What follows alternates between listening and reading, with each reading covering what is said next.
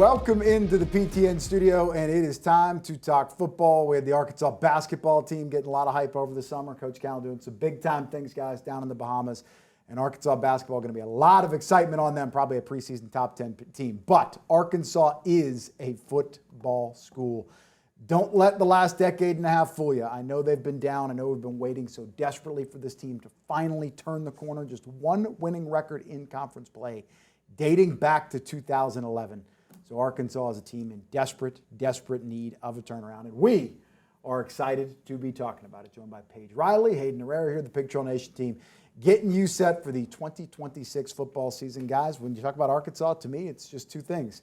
Ryan Silverfield in year one, and who is the quarterback going to be? Hayden Herrera, what's your thought on the quarterback competition as things stand with Arkansas still not naming a starter, though to me, there was this kind of symbolic torch passing when you go back to the Silverfield press conference. Yeah, absolutely. Yeah, whenever we saw, he's all in. KJ, you all in? Yeah, he said he wanted to know who the guys were all in, KJ Jackson and Quincy Rhodes Jr. Automatically, those guys became kind of like the spokesman of the team. And this is in no offense to A.J. Hill, because when you think about it, A.J. Hill does have the advantage. He's been under Tim Cramsey, offensive coordinator Tim Cramsey's system. He knows how that goes. KJ obviously had some catching up to do in that regard. But when you look at just a lot of things, when you look at the spring game, when you look at how they all looked during spring practice, when you look at how KJ ended last season, I feel like it's going in his direction. You and Peyton Ellis had a great talk with KJ. He seems like someone that's ready to take the reins, not afraid of the spotlight, and ready to give it a go in what will be a difficult season for Arkansas, but one that it looks like he's ready to handle.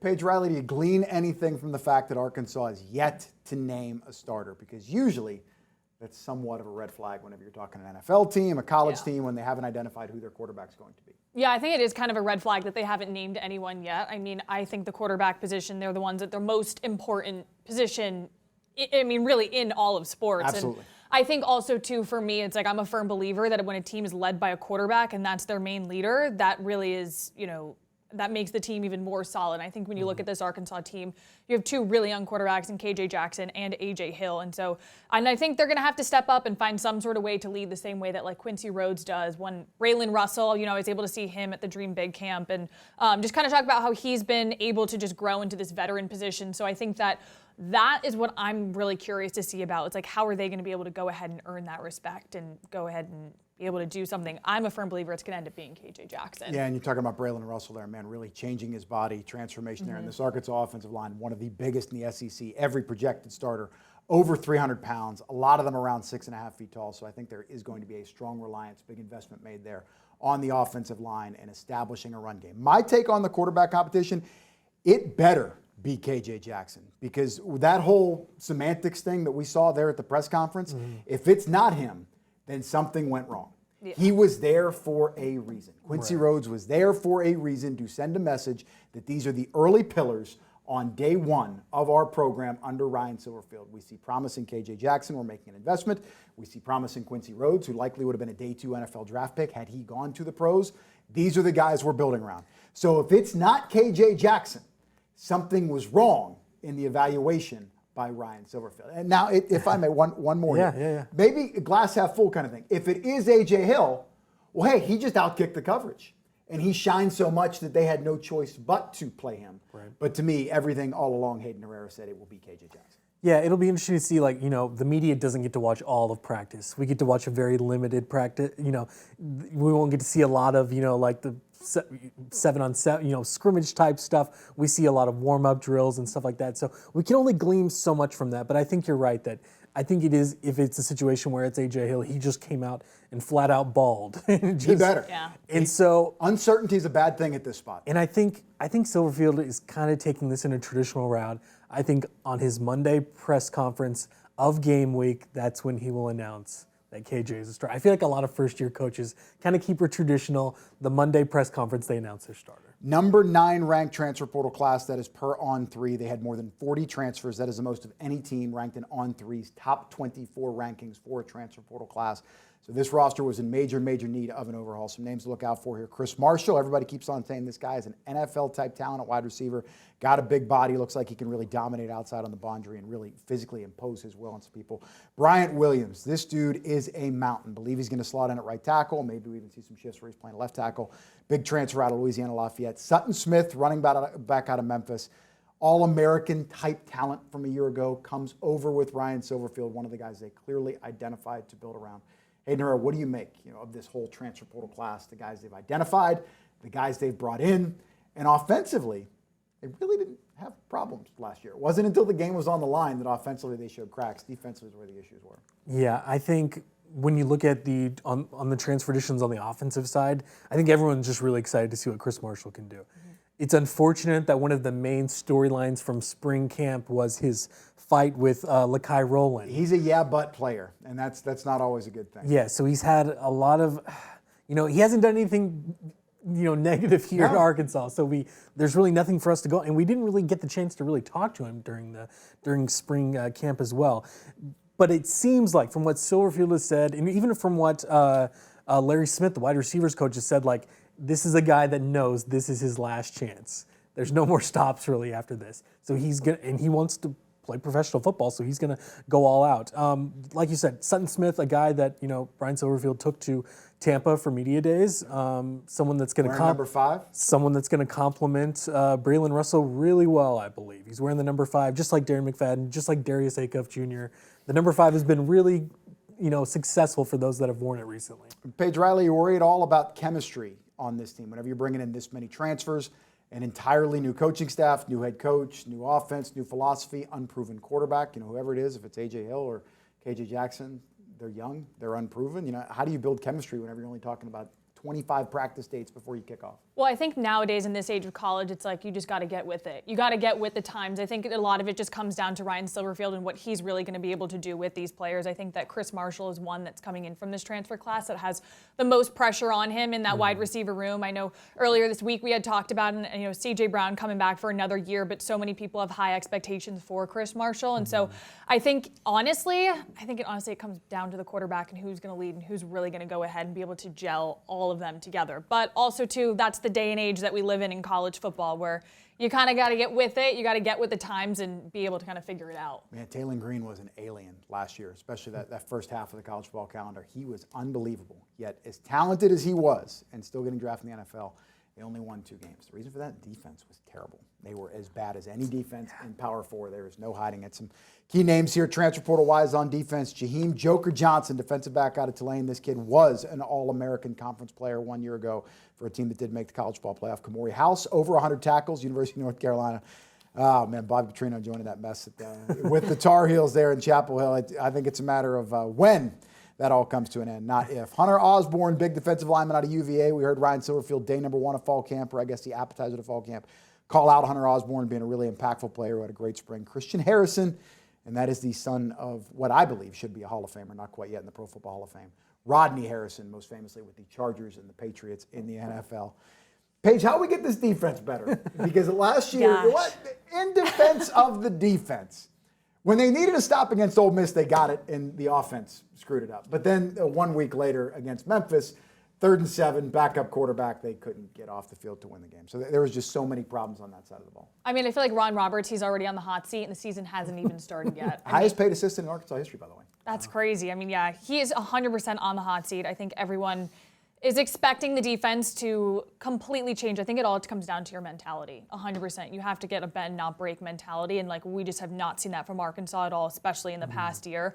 So I think that's going to be absolutely key for them. I think there needs to be consistency as well. That group, what was it, in the secondary had the most transfers in, so you're going to have to find a way in order to get that group to gel together, because I know that group struggled so much last year, and it was so brutal for so many people to watch. And Lakai Rowland there, one of the guys that Hayden was mentioning, throwing fisticuffs with a helmet on, which I never understand why players get into fights with helmets on. But I digress. A different different kind of conversation. They got to get things right. Hayden, a big takeaway to me though, missed tackles. That's not a talent thing. Whenever you're too slow, you lack size, you may get pushed around, you may get tuned up, whatever. But last year, there did seem to be some effort questions with that defense. And it was really surprising just because we just heard so many great things about Travis Williams. how he was kind of. A lot of people thought he was kind of destined to have a head coaching role sometime soon, and now he's not only did he get fired here, he's no longer a defensive coordinator. He's more of a linebackers kind of coach at Texas A&M. And he may give a very well-respected name in college football. Yeah. He may come back, but I think it's a testament to how respected he is that he still couldn't get enough out of those players, which shows you how dry the talent pool was. Yeah, and I mean, we've already heard Silverfield, talk about a lot. You mentioned Hunter Os. He spoke very highly about Bradley Shaw. I'm excited to see, obviously a lot of people, as the lights go out on us on this live television. The lights have not gone out on the season yet. Taped live. Yes. Arkansas's fall camp better go better than that moment right there. Right. I think the lights went out during Ryan Silverfield's introductory press conference too. So maybe that's we're just recreating that. But no, I mentioned Quincy Rhodes on the defensive line, but there are a lot of guys on the defensive line. Day Sims, the transfer from Oregon. I'm excited to see what he does. Danny Beal, the true freshman, just a huge guy. Maybe he gets in this lineup. Odom, the Ohio State transfer, and then Carlin Jones from USC. I might be swapping their schools there. Those two guys. This defensive line seems like it's really building some consistency. I think Ron Roberts, I don't know if I would say hot seat. I would just say there are a lot of expectations, but he's really respected as well. And I know what you meant by hot seat. Right. You didn't mean hot seat in terms of like, oh, he's going to lose his job. You meant hot seat like, hey, dude, the pressure's on. The spotlight is on. You got to improve this. Yeah, everybody's got new contracts. They get a lot of money. Ain't going to be firing anybody year one. Man, things would really have to be epically bad. Just getting started here on our PTN College Kickoff Special. More to come as we're sitting down with Ryan Silverfield coming up next.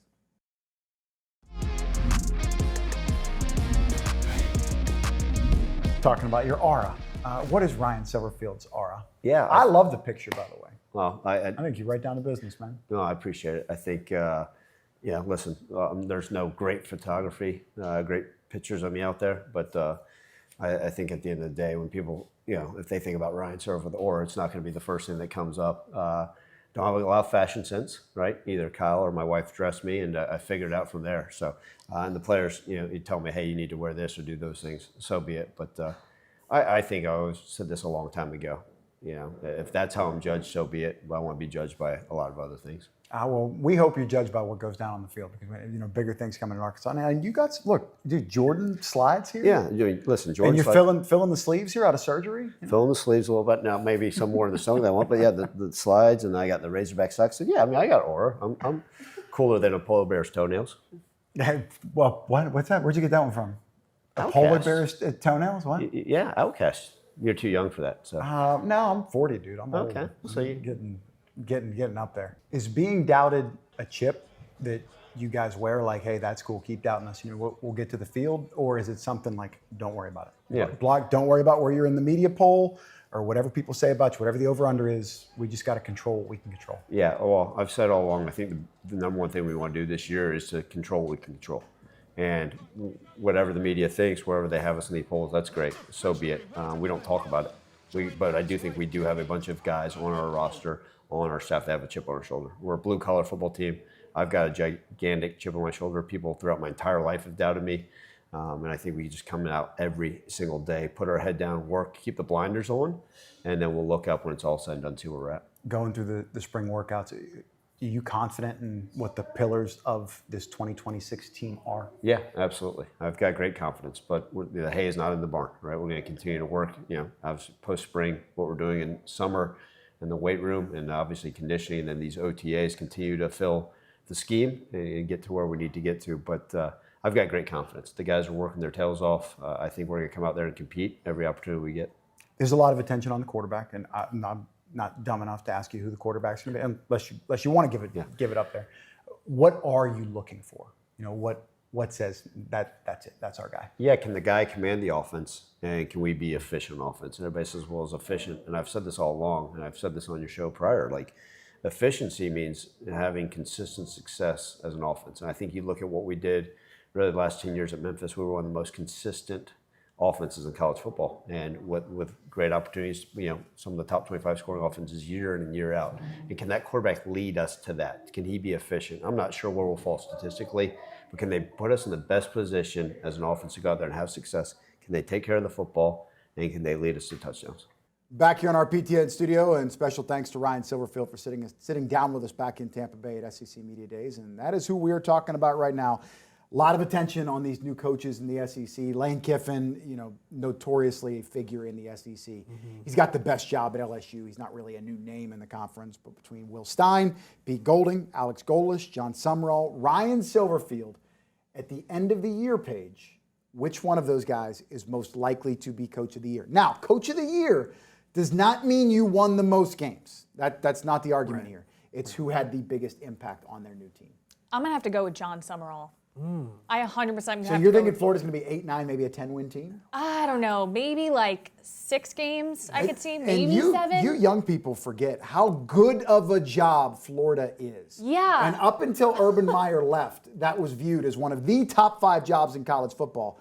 And now they just can't figure it out. They shouldn't have fired Dan Mullen. Texas kind of went through the same thing. But I am impressed by John Summer. I love his aura, if you will. Yeah, no, speaking of the Florida job, just when that whole coaching carousel happened, I remember how it was like with like Lane Kiffin, it was between like LSU and Florida, and I was like, come on, like the obvious choice, like LSU. And some people were like, no, like older people in the media were like, no, like you can't count out Florida. Like you cannot like count out Florida, because I mean I was like 5 years old, like last time when they were incredibly dominant. But no, I'm definitely going to have to go with John Summerall. I think just like speaking or like seeing him at SEC Media Days and just like how well he was with the media and just, Except for the one part with the, yeah, with the phone. with the phone part. Pay attention. You guys got a job to do. What's your phone going off for? You young kids. That wasn't you guys, by the way? No, are you kidding me? We were so busy. We were barely in that room. What are you talking about? Yeah, no, he's motivated that team 100%. I'm curious to see what Florida's new look is going to be under Summerall. Will Stein, big Oregon guy. I was going to say, I got to see Will Stein for a couple years. I think he will do okay at Kentucky, because they had some middling success with Stoops, but I think they were ready to turn the page and bring somebody in. But of those guys, I mean, I think this could be one of those where if Lane does, I think 11-1, coach of the 10-2, coach of the year. Yeah, I think he could do that. That's a big number. It is a big number. They fired Brian Kelly for going 9-3 over and over. I think it would take at least 6 wins for Silverfield to be in that consideration for Coach of the Year. If he wins 7, I think he will be Coach of the Year. I do. He's got a low bar to clear. If he wins 7 games, it probably means you beat 2 ranked opponents. Going to a bowl game. Probably won that game at Utah. Yeah, hopefully it's not Memphis. Love you, mean it. Ryan going back, be a great story. Hopefully it's not Birmingham. Hopefully it's somewhere warm, especially in. Can they go to Hawaii? Can they go to the Hawaii Bowl? That's the SEC dream vacation spot. To the Las Vegas Bowl. Only one of us will be going out there. Quite frankly, I may or may not be making a pitch. One name we haven't really talked about is Alex Golesh. It was just so funny that former Arkansas. Last November. There was that 24-hour period where he was definitely going to be the Arkansas coach, and everyone was getting on the bandwagon. And then once that had finished, everyone just ceased to say his name. He does not exist anymore. And based on what we've seen so far, it doesn't really seem like Auburn is fully like all in on, to borrow Ryan Silverfield's phrase, all in on him. I don't know. I don't see a lot of Auburn stuff in my timeline, but I just don't get the sense from the other first-year head coaches that they're all in on. Yeah, and I'm going to couch my answer a little bit. I like Will Stein, and I heard talking to some people at SEC Media Days, reading up on some college football talk. They have an underrated transfer portal class. People in the sport really like what Kentucky has done. Good quarterback. The schedule's a little bit more favorable. Kentucky's kind of an off-brand, really, quite frankly, similar to what Arkansas has become. So again, low bar. If he can win 6-7 games there, he may have it. I'm with you. I think John Summerall is a great pick. The 8 or 9 games that may be tough to take, and I think that guy can flat out coach. Never won less than 9 games. 3 of his 4 seasons as a head coach, he's won at least 10 games, and did it at some more obscure places. Tulane, good job. The American. But Troy, a little bit tougher to win. But if I had to make a pick, it actually would be Pete Golding. Trinidad Chandler's coming back. Kawan Lacey, the best running back in the conference. Still a heavy investment there. I think they go, win 10 games, get back into the college football playoff. Yeah. Hey, look, Lane Kiffin's not the only one that can do it. He will be the guy. Quick thought here to wrap up our second block. Who's the team to beat in the conference? Season's end, Atlanta, maybe, who knows? Could be the final time we have an SEC conference championship game if some people in college football get what they want. Texas, Georgia, Alabama, LSU, Texas A&M. Hey, who's your pick? They'll be holding the trophy at the end of the year. Maybe I'm going chalk since they're the highest ranked team right now, but I got to go Georgia. It's more of I'm not really sold on Texas. We kind of were chatting about this earlier. Everyone's been raving about how great Arch Manning had the second half of the season. People, half of those stats were against Arkansas. Yeah. Very true. Man, he looked unbelievable. He did. He looked like Superman. I mean, yeah, so many first half touchdowns. So the jury's still out for me on what Texas can do with it. Although they did get that Auburn transfer receiver that is really well. His name escapes me at the moment. Cam Coleman. Yes. Number 1 receiver in the transfer portal. Probably get get a first-round pick. Yeah, probably going to win the Biletnikoff. But I mean, I like what Georgia's doing. Texas A&M, I think Mike Elko's in the right direction. You know, they made the playoff. Ugly game against Miami at home that they probably should have won. But in the rest, you know, I think Texas, Georgia, maybe A&M are your playoff teams this year. Paige, you going to be hate watching Kalen DeBoer in Alabama this year? Gosh, Kalen DeBoer. Are you in this minority of Alabama people? Alabama grad, not fan, by the way. It's going to hate watch and hope that he wins 8 games so they can fire him and bring in Sarkisian or Kiffin or something like that? Yeah, I can't even lie. I won't even lie. I think Kalen DeBoer, obviously, he's in the hot seat, but I'm going to have to go with Georgia. Gunnar Stockton. He just got an extension. I know, How he can did. He did. In the hot seat. I know, he did get an extension, and his buyout was $87.5 million. It's a big check. So that's going to be a lot of really good players for $87 million. Yeah. that may be the better avenue to take instead of firing these coaches. Why don't you pay the roster? There you go. I'm gonna go with Georgia 100%. Gunnar Stockton coming back. Saw Mike Bobo at the Broyles Award, and just the comfortability of him in that system, I think is going to be huge. Also, too, Lucky Lawson looking to have a really huge season for them as well. So I'm going to have to go Georgia. Kind of curious, though, to kind of see what the star power is going to be really on this team, like in other places, but definitely there. Curious. I would love to honestly see LSU. Hot take here. Arkansas picked to finish dead last and by a wide margin in the SEC. They will not finish last. And that is not just wearing my fandom Razorback hat. I really do believe they will not finish last. All right, not done just yet. We're back to wrap up our PTN College Kickoff Special coming up next.